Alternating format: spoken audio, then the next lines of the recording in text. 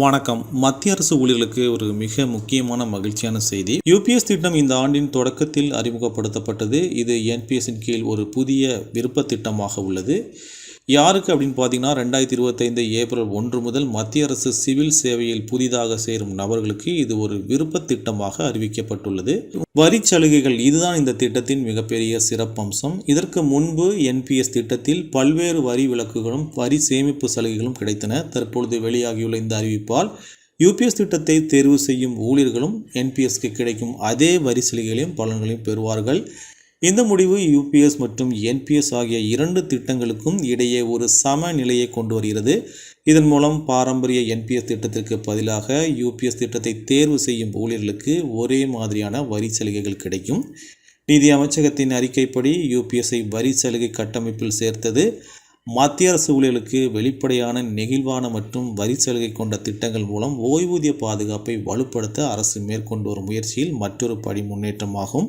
தேசிய ஓய்வூதிய திட்டம் என்பது இந்திய அரசு அறிமுகப்படுத்திய ஒரு ஓய்வூதிய பலன் திட்டமாகும். இது அனைத்து சந்தாதாரர்களுக்கும் ஓய்வுக்கு பிந்தைய வழக்கமான வருமானத்தை வழங்குவதை நோக்கமாக கொண்டது. PFRDA தான் என்பிஎஸ்ஸின் நிர்வாக அமைப்பாகும். நிதி அமைச்சகம் வெளியிட்டுள்ள அறிவிப்பின்படி இந்த யூபிஎஸ் திட்டம் தேசிய ஓய்வூதிய திட்டமான என்பிஎஸ்ஸின் கீழ் கிடைக்கும் அனைத்து வரி சலுகைகளையும் பெறும். இது மத்திய அரசு ஊழியர்களுக்கு இந்த திட்டத்தை மேலும் கவர்ச்சிகரமானதாக மாற்றும் ஒரு பெரிய முடிவாகும். இதன் நோக்கம் என்னன்னு பார்த்தீங்கன்னா, அரசு ஊழியர்களுக்கு அதிக நம்பகத்தன்மையும் பாதுகாப்பான ஓய்வூதிய வருமானத்தையும் வழங்குவதே இந்த திட்டத்தின் முக்கிய நோக்கம்.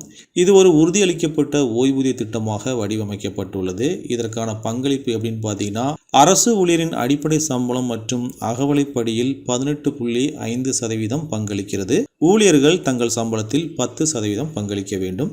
ஆகையால் மத்திய அரசு ஊழியர்களே, இந்த புதிய ஒருங்கிணைந்த ஓய்வூதிய திட்டம் உங்களுக்கு ஒரு சிறந்த பாதுகாப்பான மற்றும் வரி சலுகை நிறைந்த எதிர்காலத்தை வழங்கும் என்பதில் சந்தேகமில்லை.